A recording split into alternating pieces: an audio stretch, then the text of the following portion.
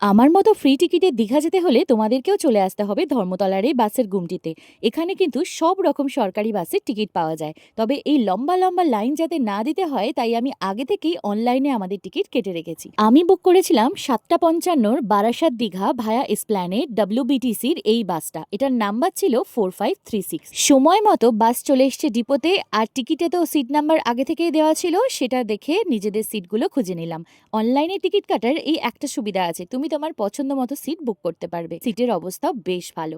তবে আমার মাথার উপরের এই এসির ভেন্টটা থেকে একটু জোরে হাওয়া আসছিল, তো বাবা ওটাই একটুখানি ঠিকঠাক করে দিচ্ছিল। আমাদের মতো বড় বড় লাগেজ নিয়ে যারা ট্রাভেল করছো তাদেরও কোনো চিন্তার ব্যাপার নেই। একটা ব্যাগ রেখেছি আমাদের বাংকারে, আর বাকি বড় ব্যাগগুলো কিন্তু বাসের পেটে ভরে দেওয়া হয়েছে। পুরো বাস জার্নিটা কিন্তু ভীষণই স্মুথ ছিল। অর্ধেকটা সময় খাওয়া দাওয়া করতে করতে আর বাকি সময় রিল বানাতে বানাতে কখন যে পৌঁছে গেলাম কোলাঘাট বুঝতেই পারিনি। এখানে ছিল 15 মিনিটসের একটা হল্ট।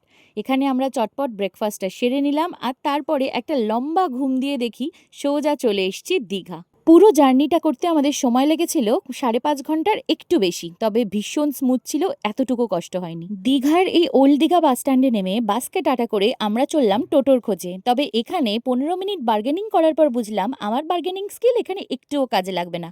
মাত্র 2 কিলোমিটার রাস্তা 150 টাকা দিয়ে আমরা এখন যাচ্ছি হোটেলের দিকে।